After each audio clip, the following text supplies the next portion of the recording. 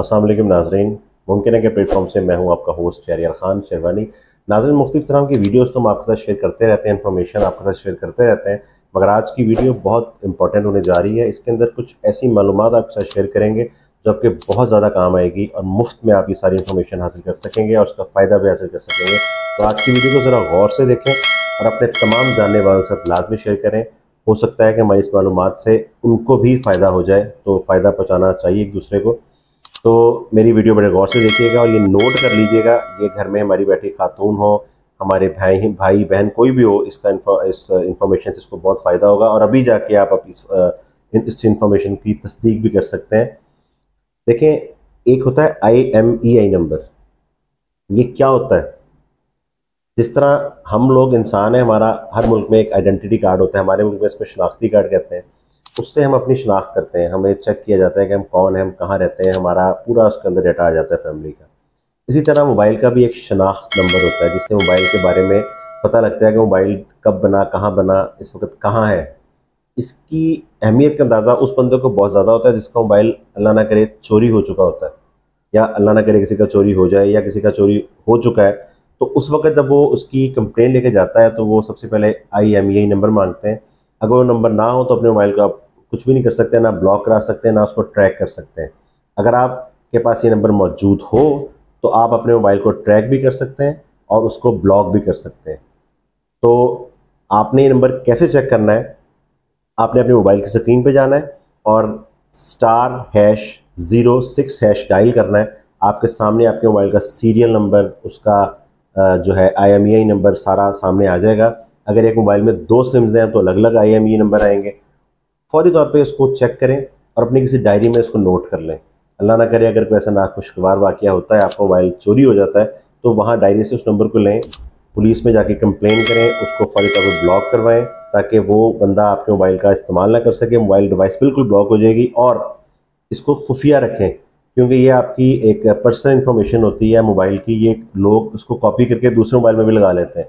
तो ये इन्फॉर्मेशन आप तक होनी चाहिए और सिक्योर होनी चाहिए ताकि बवक्त ज़रूरत आप इसका फ़ायदा हासिल कर सकें। ये सारी चीज़ें हमारे तक होती हैं मगर हमें पता नहीं होती, जिसकी वजह से हम उसका फ़ायदा नहीं हासिल कर सकते।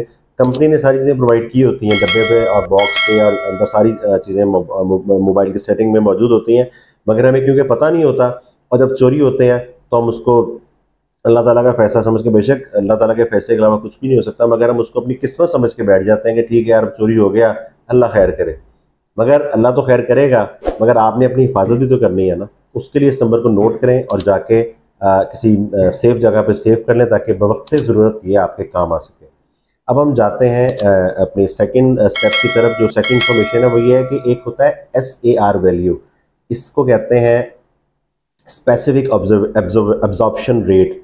हर मोबाइल के अंदर एक रेडिएशन होती है, मुख्तलिफ मॉडल्स की मुख्तलिफ रेडिएशन होती हैं, और गवर्नमेंट ने हमारे मुल्कों के लिए तो 1.6 तय की हुई है कि इससे कम होनी चाहिए, और यूरोपियन कंट्रीज़ में 2.0 तक होती है। ये रेडिएशन होती क्या है? ये जब आप एक्सरेज कराने जाते हैं, अल्ट्रासाउंड कराने जाते हैं, वहाँ भी रेडिएशन होती हैं, और उससे किस तरह से हमें बचाया जाता है, क्योंकि इससे कितनी ख़तरनाक किस्म की बीमारियाँ इंसान को हो जाती हैं, जिस वजह से इसकी बहुत सिक्योरिटी की जाती है। हर डिवाइस की भी एक रेडिएशन होती है और मुख्तलिफ होती है। तो ये बहुत ज़रूरी है कि हम मोबाइल ख़रीदने से पहले उसके रेडिएशन लेवल को चेक करें और उसके मुताबिक फ़ैसला करें कि हमने मोबाइल लेना है कि नहीं लेना। क्योंकि आपको पता है हर तरह के मोबाइल आए होते हैं, उसके अंदर रेडिएशन लेवल किसी में हाई भी होती है। जितनी रेडिएशन लेवल कम होगी उतना हमारे लिए वो ज़्यादा फ़ायदेमंद होगी। अभी तक ये तहकीक नहीं हो सकी कि मोबाइल की रेडिएशन हमारे लिए किस कदर नुकसानदेह है, मगर ज़ाहिर बात है कि रेडिएशन निकलती है इसके अंदर से, उसका नुकसान तो हमें हो रहा है कम, यानी कि उससे हमारी नींद मुतासिर हो सकती है, हमारा माइंड मुतासिर हो सकता है, हमारी याददाश्त मुतासिर हो सकती है, हमारी हेल्थ पर और तरह के और मुख्तलिफ तरह के इश्यूज़ हो सकते हैं। तो रेडिएशन कम से कम होनी चाहिए। और इसको चेक करने का तरीका है कि अगर आपका बॉक्स भी गुम हो गया, अक्सर बॉक्स पे लिखी होती है, अगर आपको नहीं इस तरह मिल रही, आपको नहीं चेक कर पा रहे, तो आप उसके लिए कोड है *#07#। इससे आपके मोबाइल की कंप्लीट डिटेल आ जाती है कि इसकी SAR यानी स्पेसिफिक एब्जॉर्प्शन रेट कितना है। बॉडी के लिए एब्जॉर्प्शन रेट और होता है, और दिमाग के लिए, हाइट के लिए और होता है, और बॉडी के लिए और होता है, मगर ये दोनों 1.6 से नीचे होने चाहिए। और कुछ लोग ब्लूटूथ लगा के भी यूज़ करते हैं कि चलो मोबाइल को अपने से दूर रखें। कुछ लोग कहते हैं कि ये ठीक है, मगर मेरे ख्याल में वो भी डेंजरस है, क्योंकि ब्लूटूथ में भी रेडिएशन होती हैं।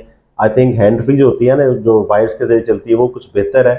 तो इससे मोबाइल आपके, क्योंकि ज़्यादातर मोबाइल हम अपने कान के साथ लगा के रखते हैं बात करने के लिए, तो कोशिश करनी चाहिए इस डिवाइस का इस्तेमाल कम करें। अगर ज़्यादा है तो आप इस तरह से अपने आप को सेव कर सकते हैं, मगर एटलीस्ट आपको पता तो हो ना कि आपने SAR लेवल है क्या, और आपने चेक कैसे करना है और कैसे इस्तेमाल करना है।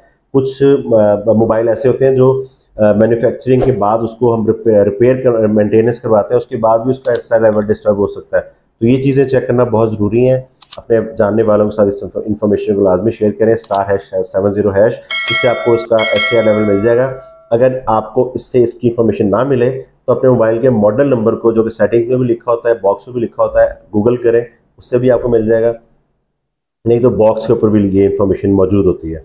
अच्छा, इसके अलावा जो तीसरी बहुत इंपॉर्टेंट चीज़ है वो मैं आपको बताता चलूँ, जो कि आजकल बहुत ज़्यादा हो रही है, कि क्या आपका मोबाइल हैक तो नहीं किया हुआ किसी ने? क्या आपकी कॉल्स कोई सुन तो नहीं रहा? क्या आपके मैसेजेस आपके अलावा किसी और को भी साथ तो नहीं जा रहे? क्या उसने नज़र तो नहीं रखी हुई है आपको? क्या वो आपको ट्रैक तो नहीं कर रहा? क्या वो आपकी इन्फॉर्मेशन स्टील तो नहीं कर रहा, चोरी तो नहीं कर रहा? ऐसे भी वाक़यात बहुत ज़्यादा होते हैं, इसमें फिर ब्लैकमेलिंग आती है और इस तरह की बहुत सी चीज़ें लोग करते हैं एक दूसरे के साथ। तो इससे अपने आप को महफूज करना बहुत ज़रूरी है, और ये चेक करने के लिए क्या आपको किसी थाने में जाना पड़ेगा, क्या आपको किसी सॉफ्टवेयर इंजीनियर के पास जाना पड़ेगा, क्या आपको मोबाइल कंपनी के पास जाना पड़ेगा? नहीं, आपको जस्ट अपने मोबाइल के पास जाना पड़ेगा और वहाँ जाकर डायल करना पड़ेगा *62#।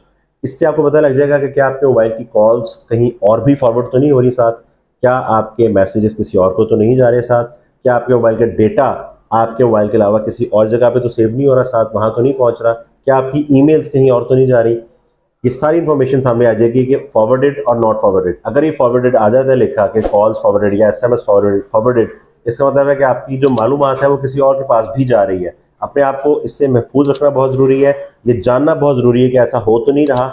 इसके लिए आप *#6 डायल करें, आपको इसकी मालूमात मिल जाएगी। अब अगर तो वो नहीं कोई चोरी कर रहा, फॉरवर्ड नहीं हो रहा, फिर तो बल्ले बल्ले, और अगर वो फॉरवर्ड हो रहा है तो फिर हम परेशान होते हैं कि यार ये तो बड़ा काम ख़राब हो रहा है। अब उस परेशानी से फौरी तौर पे बचने के लिए सबसे पहले तो आपको ज़ाहिर बात है उसको आप ये चाहेंगे कि वो मालूमात आपकी उस तक ना जाए।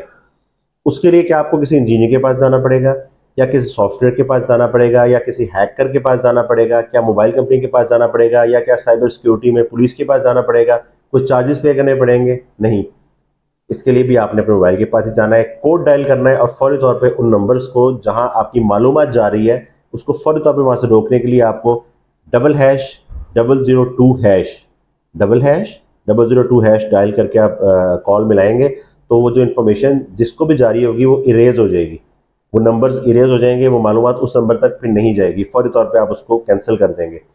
ये बात की बात है कि फिर वो कौन था, क्यों कर रहा था, कैसे कर रहा था, उसकी बात की बात है, बट आप अपने आपको सिक्योर फौरी तौर पे कर सकते हैं। तो ये कुछ इन्फॉर्मेशन थी जो मुझे पता लगी।